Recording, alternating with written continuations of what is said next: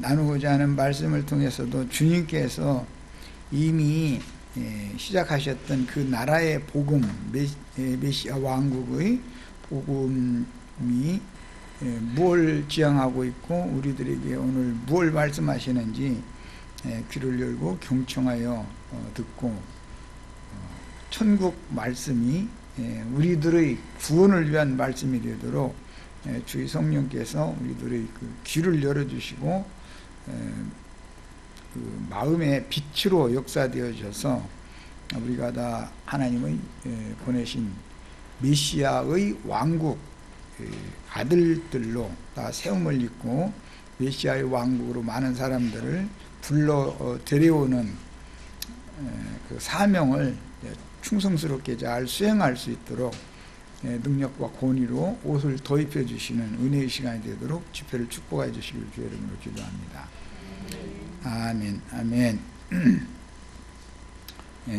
오늘은 이제 마태복음 4장 말씀을 이제 마무리하는 23절에서 25절 말씀 읽고 이 말씀을 이제 요약적으로 마치도록 하겠습니다.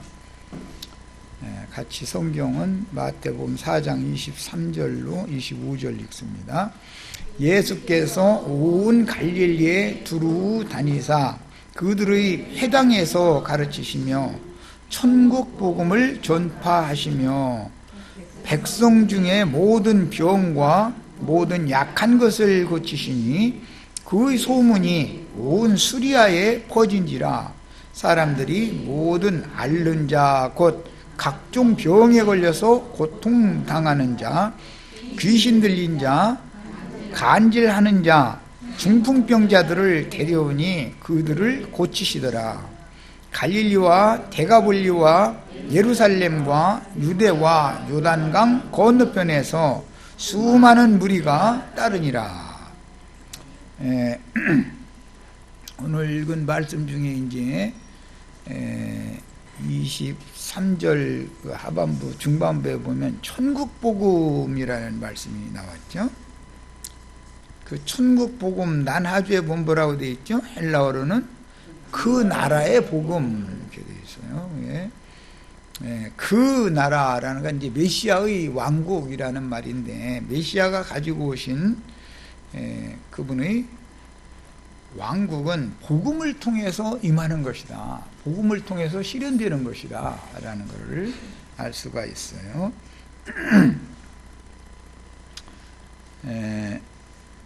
그 나라의 이제 복음을 전파하시기 전에 온 갈릴리 지역에 두루 다니시면서 먼저 전도의 전초기로 삼은 건 이제 각 그 성읍의 각 마을의 회당에 있었기 때문에 회당에 들어가셔서 먼저 이적을 그들에게 유대인들에게는 이적을 행하지 않으면은 이제 안 믿으니까 이적을 행한 이야기가 나왔는데 중요한 것은 천국 복음을 전파하는 것, 그 나라의 복음을 전파하는 것이 목적이지만 부수적으로 모든 앓는 자, 곧 각종 병에 걸려서 고통당하는 자, 귀신 들린 자, 간질하는 자, 중풍병자 이런 사람들을 다 고쳐주시는 일을 겸하여 하신 내용을 읽었어요. 이제 교계가 이제 이런 문제에 있어서 많이 명확한 어떤 성경의 의도를 하나님의 뜻을 잘 파악하지 못한 상태에 있기 때문에 표적으로 무슨 병을 고치고 또는 다른 어떤 이적 기사를 행하고 이런 것에 너무 이게 집착을 하다 보니까 정작 그렇게 하는 목적은 사람들을 모아서 그 나라의 복음을 전파하는 데 목적이 있어서 사람들을 모으려고 그렇게 한 건데 복음을 전하는 것은 뒷전이고 이제 이적 기사를 행하고 그런 은사를 받아서 하고 이런 쪽으로 이게 너무 치우치는 경향이 있는데 어떤 이적 기사를 행한다고 해가지고 사람들이 다 복음을 믿는 건 아닐 수가 있죠. 이적 기사를 행하는 건 육신의 일에 자꾸 관심을 갖게 되기 때문에 그 나라의 복음이라는 건 이제 5장 시작부터 심령이 가난한 자부터 영에 관련된 그 문제를 지금 복음으로 전파를 해야 되기 때문에 사람들을 모아야 되니까 이제 이런 일이 있었던 것인데, 양면에 있어서 합당하게 실행하는 그런 교회 생활을 잘 이해가 있으셔야 되겠어요. 목적은 복음을 전하는 것입니다. 그런데 이제 일반적으로 세속 교계가 말하는 그런 이제 복음 그러지만 그런 것은 좀 너무 초보적인 복음만을 자꾸 이제 반복해서 전하고, 중점은 이적 기사를 행하고 육신의 일, 땅의 일들이 뭐가 잘 되게 하는 복을 빌어주고, 자꾸 이런 쪽으로 그 교회 모임을 잘못 이끌어가고 있기 때문에 말하고자 하는, 성경이 말하고자 하는 본질이나 본류를 벗어나는 경향이 너무 많다. 이제 이런 것을 잘 다음에 정리를 이 시간에 꼭 하실 수 있기를 바랍니다. 예수께서 온 갈릴리에 두루 다니사 그들의 회당에서 가르치시며 이렇게 이제 시작이 됐는데, 온 갈릴리라고 하는 이 지역은 그때 당시 예수님이 사역하시던 당시에는 그 동편 쪽은 요단강으로 이렇게 경계선이 되어 있었고, 요단강 서편의 지금 북부 지역을 말하는 거니까 요단강과 갈릴리 바다가 있었고, 서쪽은 지중해, 대해라고 하는 지중해가 있었고, 남쪽으로는 이제 사마리아라고 하는 지역이 있고, 그 서북쪽은 그 지중해 해안의 서북쪽은 베니게라고 하는 그때 당시 상업의 그 해상무역이 발전했던 그런 영역으로 둘러싸여 있었던 그 넓은 팔레스타인 땅의 헬문산 지역으로 연결되어지는 그 넓은 지역을 지금 온 갈릴리 지역이다 이렇게 말하는 거예요. 이것은 지도를 팔레스타인 땅의 그 지리적인 배경을 잘 아셔야 되겠어요. 우리나라로 이제 예를 들자면은 개성공단이 있던 쪽은 사마리아 쪽이다. 그러면 대전이 이제 지금은 수도가 돼 있으니까 서울은 뭐 청와대는 남아 있지만 실제는 행정부처는 이제 대전에 가 있죠. 대전이 아니라 그 대전 옆에 그 신도시 뭐라고 그러지? 세종시에 가 있죠. 세종시가 예루살렘이라고 이제 비유를 든다면 저 북쪽으로 올라가서 이제 개성공단이 있었던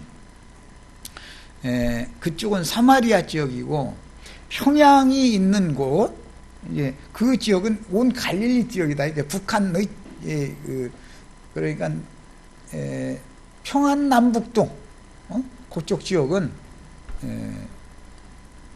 다 갈릴리 지역이라고 그런다. 이렇게 이해를 하시면 되겠어요. 자, 요세푸스라고 하는 이제 그 이스라엘의 그 유명한 역사학자죠. 그 사람이 AD 100년이 지난 이후에 갈릴리 지역은 204개의 대소 성읍들과 졸락들로 구성되어 있다고 그랬는데, 중요한 것은 예루살렘에 성전이 있음에도 불구하고 이 셈족의 문화, 아람 족속이나 히브리인이나 이런 사람들은 고대로부터 각 마을 또는 성읍마다 성문에 앉아서 뭐를 했다 이런 말이 구약성경에 많이 나오죠. 예를 들자면 롯이 성문에 앉아 있을 때 천사를 만났잖아요. 또 보아스가 그 베들레헴 성문에 앉아가지고 그 성읍 장로들을 10명을 그 성문으로 초청을 해가지고 이런 사유가 있다. 이런 얘기를 한 적이 있죠. 이런 것처럼 성문이라는 말은 그 후로는 이제 그 각 마을의 그 회합 장소를 의미하는 건데, 우리나라가 새마을 운동의 여파를 통해서 각 시골에도 마을회관이라는 것을 다 있죠. 그렇게 생각하시면 되겠어요. 마을회관이다 이렇게 생각하시면 돼요. 아까 그 회당이라는 거는. 그러니까 이 마을회관이라는 것은 셈족의 전통 문화에서 비롯된 거예요. 회당, 뒤에는 이것을 회당이라고 하게 된 거죠. 마을회관이라고 나처럼 이렇게 부르지를 않고. 그러니까 1년 3절기를 지키기 위해서는 예루살렘으로 의무적으로 올라가야 했지만, 나머지 4절기나 또는 안식일이나 이런 통산적인 종교 집회를 위해서는 각 마을에 있는 회당에 모여서 했다 이거예요. 개별적으로. 자, 이제 내가 이제 왜 이야기를 하느냐면, 메시아의 왕국이라고 하는 것은 교회를 말하는 건데, 우주적으로 주님의 몸된 교회는 위에 있는 예루살렘 하나밖에 없죠. 교회란 거 하나밖에 없는 것이잖아요, 우주적으로. 이제 이것은 위에 있는 예루살렘이다. 거기에 다 성도들이 모이는 것을 지향하는 거예요, 궁극적으로는. 그러나 육신의 몸을 입고 각 성에서 사람들이 살아야 되기 때문에 각 성마다 장로들을 세우고 그 장로들이 각 성에 있는 교회를 목양하고 치리하고 다스린단 말이에요. 이것은 구약시대에 이미 이스라엘 백성들은 예루살렘에 중앙성전이 있었었지만, 실제로 교회 생활을 하는 것은 거기는 1년 3차만 모이는 것이고, 예루살렘에는 이제 예루살렘 사람들은 안식일이나 다른 절기도 다 모이죠. 그러나 각지에 있는 나머지 4절기나 안식일 등 통산적인 절기, 통산적인 제사를 하려는 다 예루살렘 성전에 가는 건 아니었다 이거예요. 회당에 모여서 하는 것이지. 그러니까 실제적인 신앙생활은 어디서 했냐면 회당에서 한 거예요. 그게 이제 회합 장소이기 때문에 각 마을의 회합 장소에서 하는 거예요. 우리들도 위에 있는 예루살렘에 이름이 농명된 장자들이 교회 생활을 하지만, 실제 육신이 몸을 입고는 안양에 있는 모임 장소에 모여서 교회 생활을 하죠. 어떤 무리는 또 어떤 곳에 모이면 되는 거다 이런 말이에요. 이것은 신약 교회 생활을 어떻게 할 것을 구약시대에 이미 예시적으로 모형적으로 보여준 것이다 그 말이에요. 자, 이제 그런 기본 개념을 정리를 잘 하셔야 되겠어요. 메시아의 왕국이라는 것은, 메시아의 왕국은 결국은 땅의 예루살렘과 각지의 그 이스라엘 땅의 각지의 그 성읍들에 있는 그 회당에서 모임 생활을 하고 하나님께 제사하고 예배하고 뭐 교육도 받고 이제 다 신앙 교육을 거기서 받는 거였으니까 그랬는데, 그것은 신약의 교회 생활을 모형으로 보여주는 것이다 그런 말이야. 예수님이 전도를 하실 때는 갈릴리 온 지역에 두루 다니시면서 각 지역마다 회당이 다 있으니까 회당에 들어가서 말씀을 하셨다 이거예요. 천국 복음을 어디서 전했냐면, 그 나라의 복음을 어디서 전했냐면 회당들에서 전했다 이런 말이에요. 이제 이런 그 기본 교회 생활에 대한 이상이 잘 이해가 되셔야 되겠어요. 예수님 당시에 작은 마을이라 할지라도 유대인들이 거주하는 모든 성읍들에는 어디나 회당이 건립이 다 되어져 있었었다. 예루살렘 성전 외에 모든 그 팔레스타인 땅, 이스라엘 백성이 사는 곳이면 다 회당이 있었다 이거예요. 바울 사도도 전도를 할 때 보면 이제 나중에 유대인들이 흩어진 이방 땅인 아시아, 소아시아 지역에도 유대인들이 사는 곳이면 전부 회당이 있었죠. 그럼 회당에 들어가서 전도를 하잖아요. 바울 사도도 전도를 할 때. 이런 이치를 잘 아셔야 돼요. 유대인 이제 랍비들에 의하면 그때 당시 예루살렘에만 460개 내지 480개의 지교회라고 흔히 말하는 회당들이 있었다. 예루살렘 성전 말고 예루살렘 성전 외에도 예루살렘에는 많은 사람들이 살으니까 이제 각 지역마다 회당들이 다 있었다 이거예요. 그러면 예루살렘 성전에 평상시에는 구태에 갈 필요가 없는 거예요. 예루살렘 사람이라도 가까운 사람들만 거기 가는 거고 1년 3차는 의무적으로 어디에 흩어져 있든 이스라엘 백성들이 다 거기 모여야 되는 거고 이렇게 신앙생활을 했다는 거예요. 이런 기본 틀을 마음에 잘 담아두셔야 되겠어요. 이런 진리의 지식이 잘 구비되셔야 돼. 그래야 교회 생활을 어떻게 할 것인가가 이제 신약의 교회 생활에 대해서 설명을 하면 이해가 되는 것이죠. 구약 시대는 율법 제도 안에서 하는 것은 전부 신약 교회 시대의 교회 생활을 어떻게 할 것인가를 보여주는 모형이요 그림자인 거니까. 예. 그래서 이스라엘 백성들은 안식일이나 주 명절 때에 각지의 회당에 모여서 기도하고 또는 율법 교육을 받고 또는 그 지역 주민들의 어떤 대소사 문제를 장로들이 먼저 모여서 결정을 했다. 이스라엘 백성들은 예를 들어서 자식이 아버지 말을 안 듣고 어머니 말을 안 들어. 아무리 달래도 안 들어. 그러면 그 성읍의 장로들한테 가서 고해야 되는 거예요. 그 의무야.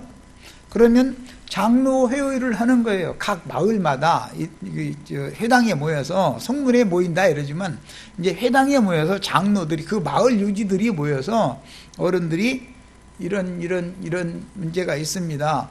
그러면 얘를 좀 주의를 줘서 돌이키면 다행이고 돌이키지 않으면 이제는 그 이스라엘 나라에서는 제일 큰 형벌이 뭐냐면 이스라엘의 총회, 이스라엘의 그 모임에 참여하지 못하게 만드는 거예요. 그럼 이방인 취급하는 거예요. 그것이 가장 큰 형벌인 거예요. 그러면 하나님의 나라에서 하나님의 생명에서 그리스도의 은혜에서 끊어진 사람 죽은 자로 본다 이거예요. 내쳐진 자다 이거예요. 버림받은 자. 그래서 이제 각 마을 성읍마다 회당에 모여서 그 마을의 이제 보아스가 그 마을의 유력자라고 그랬죠. 우리나라 말로는 유지다 이게요. 시골에 보면 그 유지가 있죠. 유지들이 모여서 그 아이를 오라고 하는 거예요. 오라고 해가지고 어른들이 이제 주의를 주는 거죠. 네가 부모님한테 불효를 한다는데 부모님이 하도 이제 속이 썩으니까 장로회의에 그 안건으로 지금 상정이 돼 있다. 오늘 최후로 너에게 경고한다.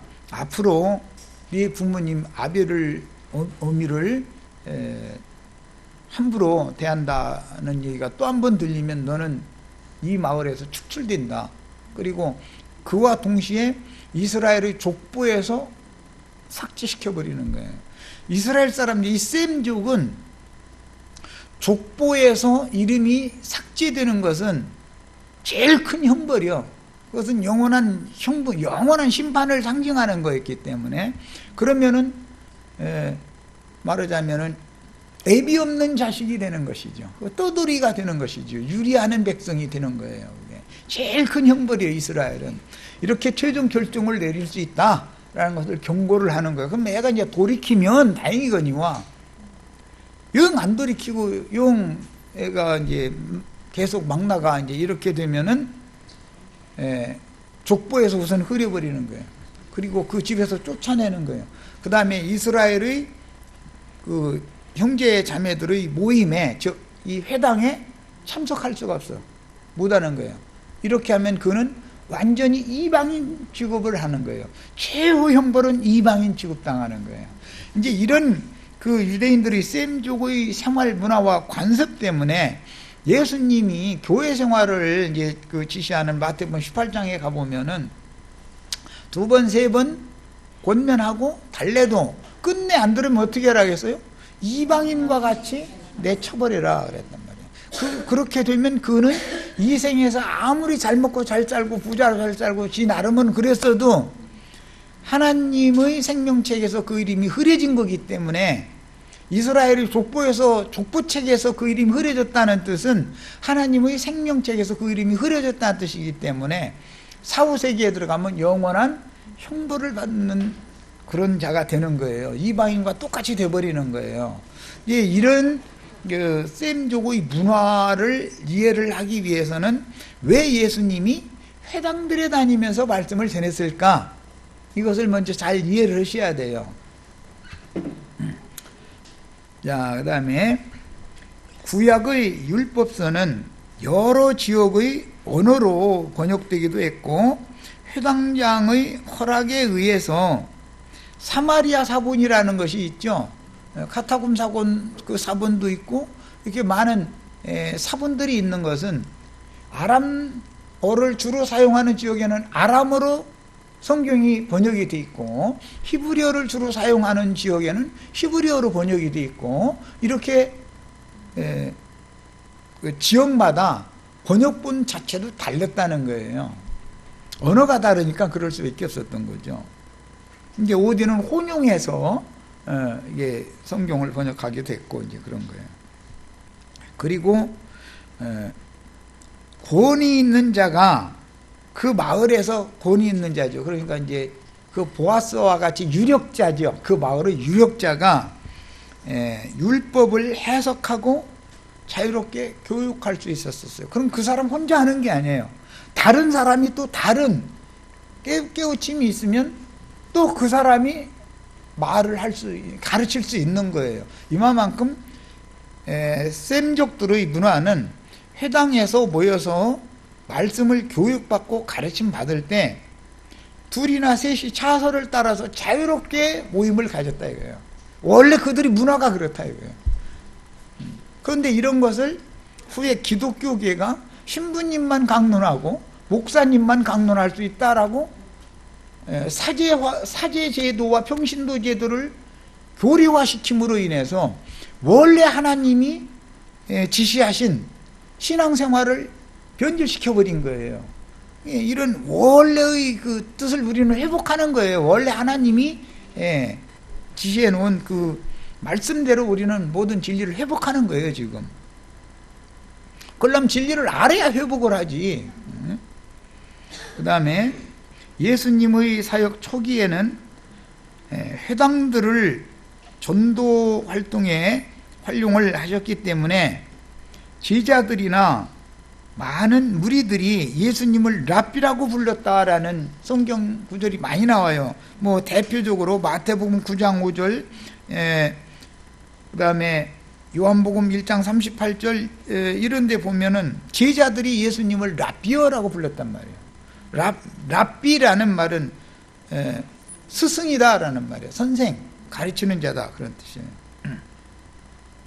그 다음에 마가복음 10장 51절이나 요한복음 20장 16절에 보면 요한복음 20장 16절에서는 마리아가 랍오니어라고 불렀다고 그랬는데 그게 랍비, 스승님이다. 그냥. 스승님이다 그런 뜻이에요. 일반 백성들도 다 이렇게 예수님을, 제자들만 아니라 모든 백성들도 예수님을 랍비라고 불렀던 것은 예수님이 그만큼 성경에 대해서 해박한 지식을 갖고 있었다라는 것이고, 예수님이 가르치는 그 가르침이 모든 백성들에게 영향력을 끼칠 수 있는 그런 구원의가 하나님께로부터 부여받은 분이었다라는 것을 알 수가 있는 거예요.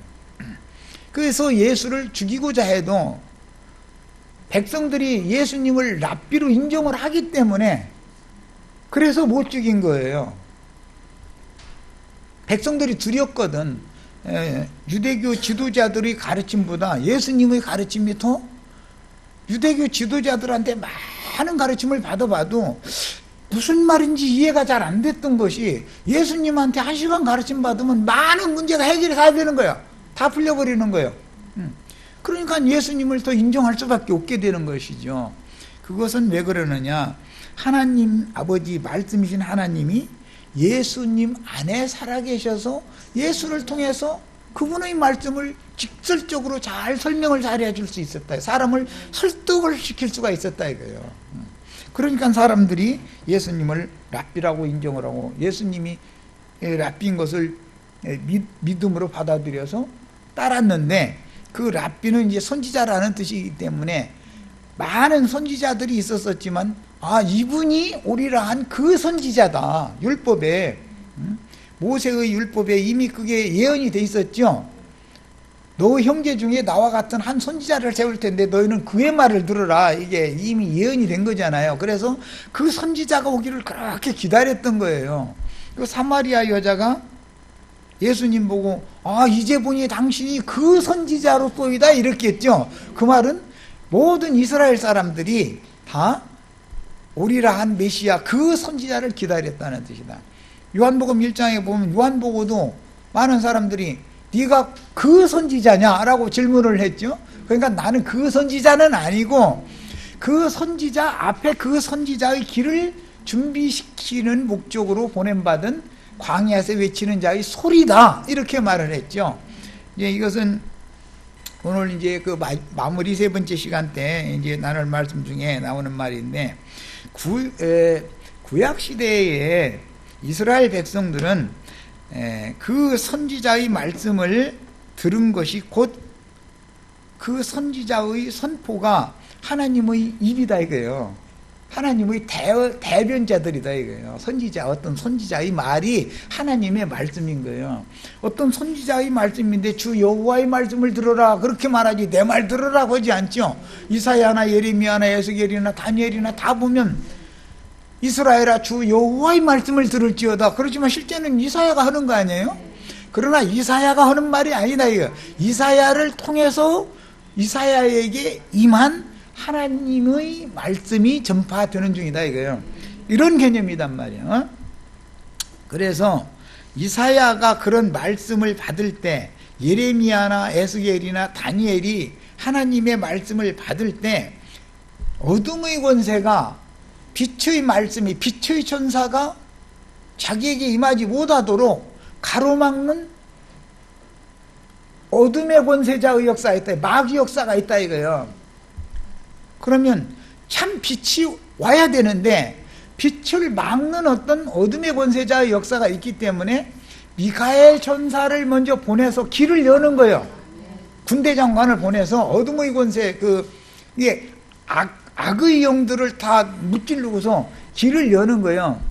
그것은 형상화시킬 때 어둠이 가득한 이 세상에 여호와께서 임하시기 전에 번개칼이 온단 말이에요. 번개칼이 막 하고 막 번개칼이 번쩍 하면은 길이 열린다. 여호와가 임하는 생명의 빛이 어둠의 세상에 임할 수 있는 길을 여는 거예요.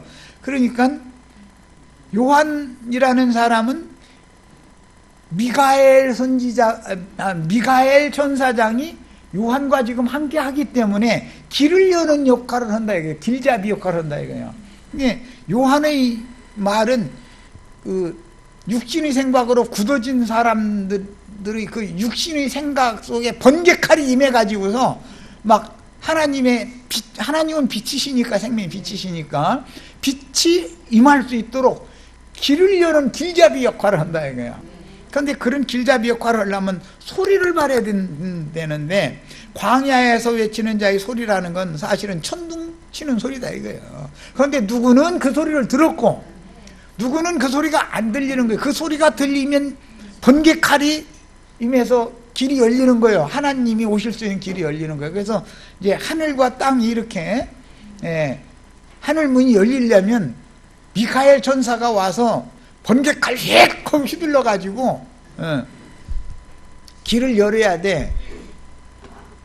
그 일을 앞잡이 일을 요한이 하는 거예요. 그러면 그 길을 통해서, 열린 길을 통해서 하나님이 오시는 것이죠. 메시아가 이제 사람들이 오는 거예요. 자, 이런 것이 셈족의 개념이다 이게. 그 구약 성경을 읽을 때는 이런 이치를 알아야 돼. 선지서를 읽어보면은 다 막는 자가 있었죠. 그런데 하나님이 미가엘 천사를 보내가지고 길을 뚫어. 미가엘 천사장은 전쟁의 신이다 이거예요. 어둠의 권세와 싸워서 이기는 신이다. 우리 저기 이제 여기 오신 분들은 뭐 다 어른 됐고 뭐 애도 낳고 그랬으니까 무슨 말인지 다 아실 거예요. 하늘이 열릴 때는 다 그 번개칼이 와서 이렇게 길을 열어줘야 되는 거예요. 그러면은 그 뒤에 주님께서 오셔서 기름을 부어가지고 생명을 심는다 이거예요. 이렇게 하는 거예요. 이것이 셈족의 이게 개념이에요. 신앙을 알려면 이 이치를 알아야 돼요. 선지서를 읽어보면은 막 자꾸 어둠의 권세 그 마귀가 막는데 미가엘 천사를 보내가지고 길을 이렇게 뚫는데 시간이 좀 걸린 얘기가 나오죠. 그때서 실제는 말씀이 빛으로 오는 건데 그런데 길이 열리지 않으면 못 오는 거예요. 하나님의 말씀이 임할 수가 없는 것이죠. 이런 것이 그 셈족의 그 신앙관이고 문화다라는 거예요. 이게 그들의 생활 관습, 문화, 이 성경의 언어에 대해서 이해가 있으셔야 돼. 자, 그들이 회당에서 가르치시며 천국 복음을 전파하셨다고 그랬는데 천국 복음이라는 것은 무슨 복음이라고 나눠주어 되어 있다고요? 헬라어로는 그 나라의 복음이다. 그 나라의 복음. 그 나라의 복음이라는 건 메시아의 왕국 복음이다. 이게. 그 나라라는 것은 이제 여기서 아들의 나라다 그러죠. 내 나라에 앉아서 이스라엘 12지파를 심판하는 권세를 내가 주겠다. 이게 예수님 나라가 있죠. 아들의 나라가 있고 아버지의 나라가 있죠. 예. 자, 천국이라고 하는 것은 메시아 아들의 왕국만을 말하기 때문에 구분을 이제 해야 되는 거예요. 이것은 세상 교회 사람들은 천국이라는 용어와 하나님 나라라는 용어가 겸용되어서 성경에 사용이 되기 때문에 개념을 잘 모르는 경향이 상당히 많아요. 그런데 그 나라 천국이라고 하는 것은 아들의 나라만을 말한다 이런 말이에요.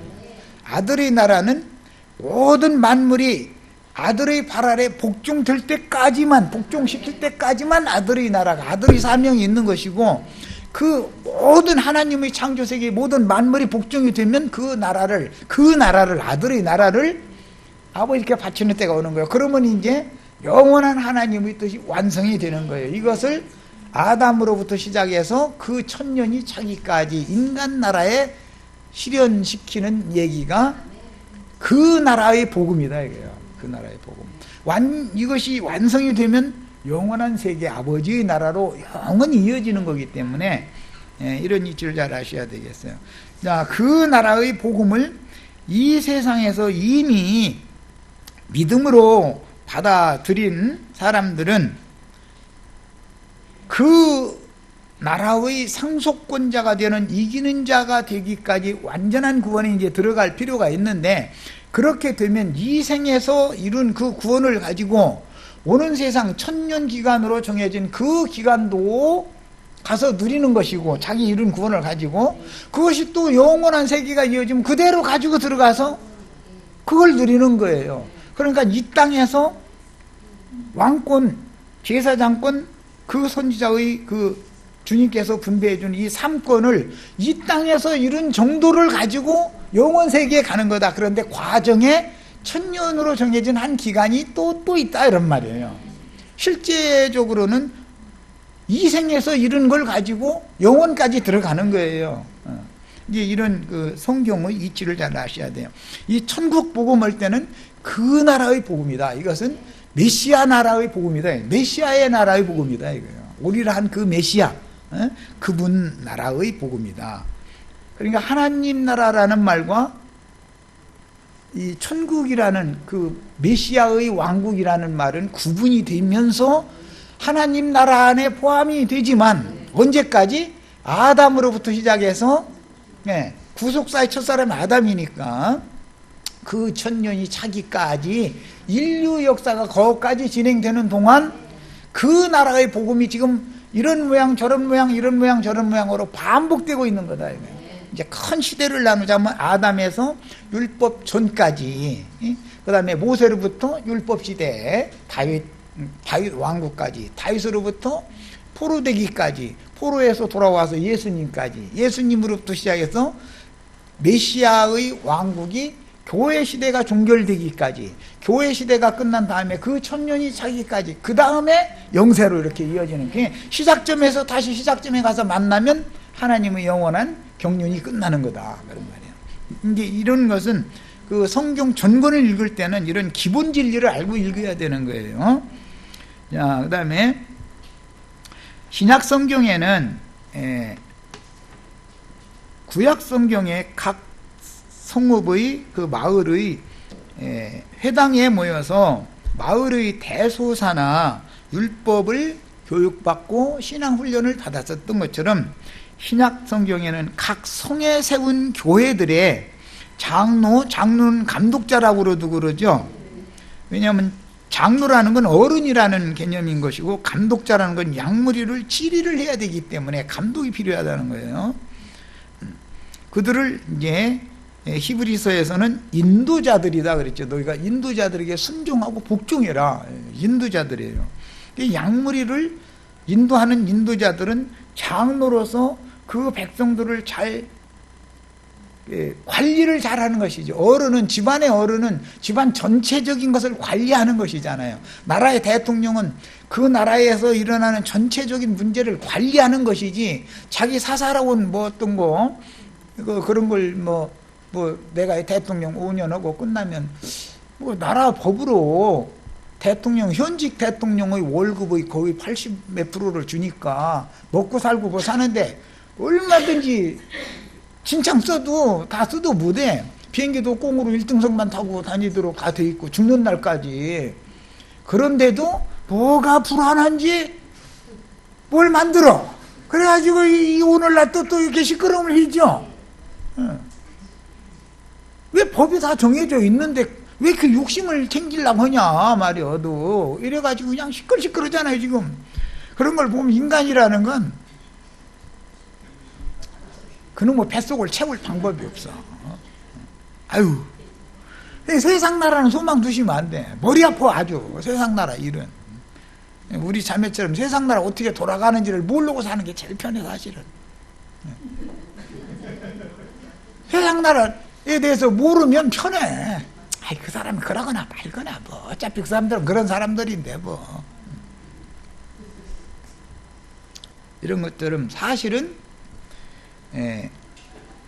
머리가 되는 사람이라는 것은 자기에게 맡긴 어떤 무리를 인도하는 직무를 갖는 건데, 그 인도하는 직무에 두 가지 사명을 한다. 하나는 공급하는 사명이 있다 이거야. 먹여야 된다. 그건 장로는 잘 가르쳐야 된다. 그리고 먹이는 것이죠. 그 다음에 감독을 해야 된다 이거예요. 쳐야 된다, 양무리를. 먹이는 면도 있지만 쳐야 된다 이거예요. 훈육을 잘 받지 않고 자꾸 빗나가려고 그러면은 그걸 치리를 당연히 해야 되는 것이죠. 이게 이제 인도 직분이라고 하는 거예요.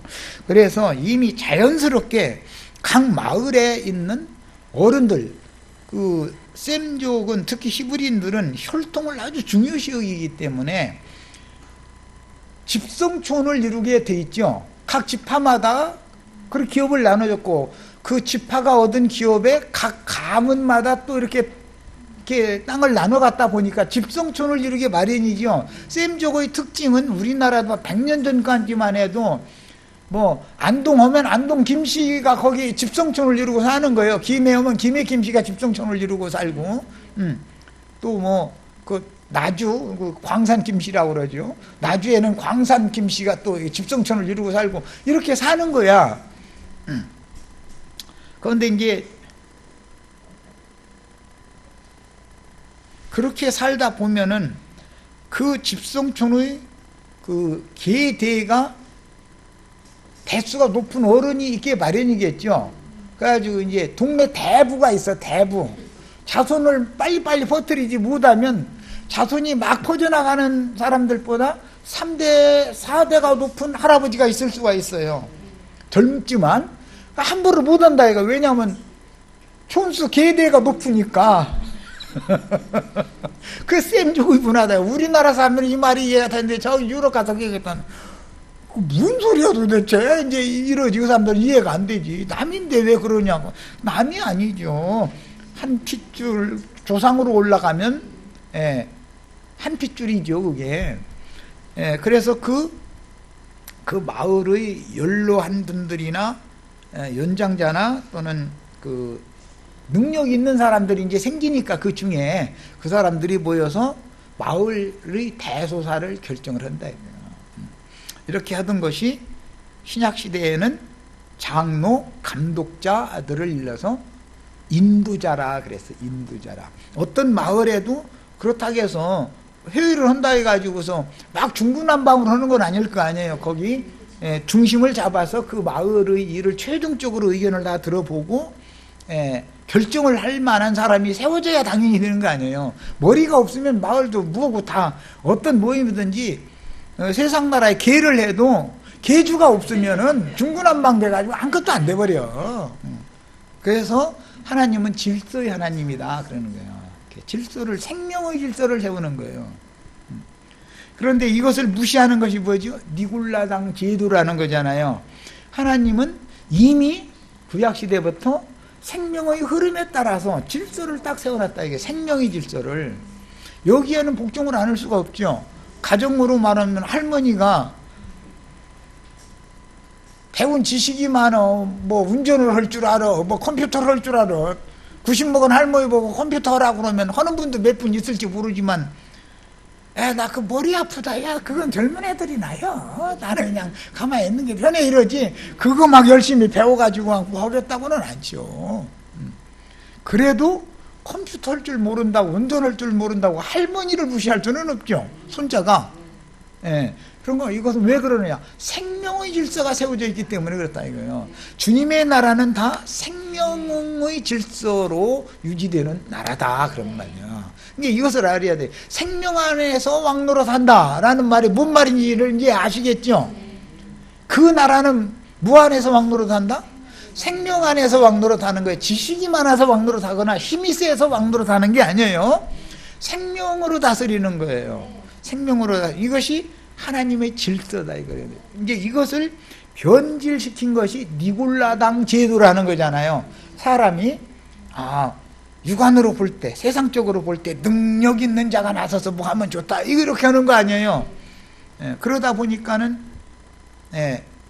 능력 있는 자는 항상 위에 굴림하게 마련이고, 능력이 따라가지를 못하면은 그 바로 밑에 있는 사람들 저거 어떻게 쓰러뜨리고 내가 그 자리에 앉을까 해가지고 날마다 반역이나 이렇게 쌓고, 저 밑에 있는 자는 우리는 어차피 그 자리에 못 올라가는데 뭐 어차피 짓밟힐 뭐가 뭐 이러고는 아예 포기하고 살고, 이런 것이 니골라당 제도잖아요. 그래서 기독교계와 주님의 나라, 그 나라의 그 구성, 요소 이런 걸 잘 알아야 교회 생활이 뭔지를 안단 말이에요. 어둠과 사망의 그늘에 앉아서 소망이라고는 전혀 없었던 백성들을 가르치는 첫 번째 사역은 빛의 말씀으로 사람들이 내적으로 깨어나도록 계몽하여 그 나라의 복음을 전파하시는 목적이 이거예요. 사람들을 내면적으로 깨어나게 하는 거예요. 속이 밝아지면 누가 사기칠 수 있어요, 없어요? 예. 누가 말도 안 되는 꼼수 부리면은 다 알고 있어요, 몰라요? 꼼수 부려도 잘 속아 넘어가는 건 속이 어둠이 가득하기 때문에 그게 가능하죠. 그래서 세상 나라나 기독교계에서는 백성들이 너무 똑똑해지는 걸 아주 싫어해, 지도자들이. 심지어 이제 목회하는 사람들은 이제 교계에서도 성경을 평신도가 너무 많이 읽으면 잘못 들 수 있어. 성경 너무 많이 읽지 마. 이래버려. 하나님의 말씀이 빛인데 너희는 어둠에 붙잡혀 있어가 내가 하라는 대로 이렇게 꾹두가시 노릇이나 해라. 그 말이잖아요, 사실은. 교계 목사님들은 사실 소위 말하는 평신도들이 성경 자기보다 더 많이 알면 견뎌나들 못해요. 백이들 못해요. 백이나들 못해요. 그래가지고 이제 그럼 어떻게 하면 돼요? 이제 감히 평신도가 주회종한테 이렇게 하면서 찍어 누르죠. 세상 나라도 마찬가지죠. 똑똑한 사람들이 당신 지금 하는 게 잘못이지 않냐. 이 나라를 잘 관리하고 모든 오히려 서민들, 힘없는 사람들을 위해서 당신에게 맡긴 국민이 법적으로, 법으로 맡긴 권력을 사용해서 가진 자들, 힘 있는 자들, 그 사람들 제어하고 없는 사람들 같이 좀 평균하게 같이 좀 살고 잘 살고 이렇게 하는 그런 일을 좀 잘 해달라고 그 자리에 앉혀놨더니 당신 처음에 말이요 저 선거 유세할 때는 그렇게 한다고 아주 우리가 생각지도 못한 것까지 다 하겠다고 난리를 죽이더니 그 자리에 앉아가지고 불과 몇 년 되지도 않았는데 지금 말에 당신은 가진 자들 힘 있는 자들 그들과 오히려 말에 한통속 돼가지고 우리들 찍어 누르려고 그러면 되냐고 이제 하다 안 되니까 어떻게 이제 피켓 들고 막 이제 거리로 나가는 거예요. 이제 그러면 어떻게 해요? 체류탄 쏘거나 물대포 쏘거나 하는 거지. 이제 찍어 누르는 거예요. 이제는 이것은 하나님 나라 그 나라와 너무 세상 나라가 안 맞는다는 걸 보여주는 그림이다 그런 말이에요. 자, 첫 시간 여기서 마칩니다. 이 천국 복음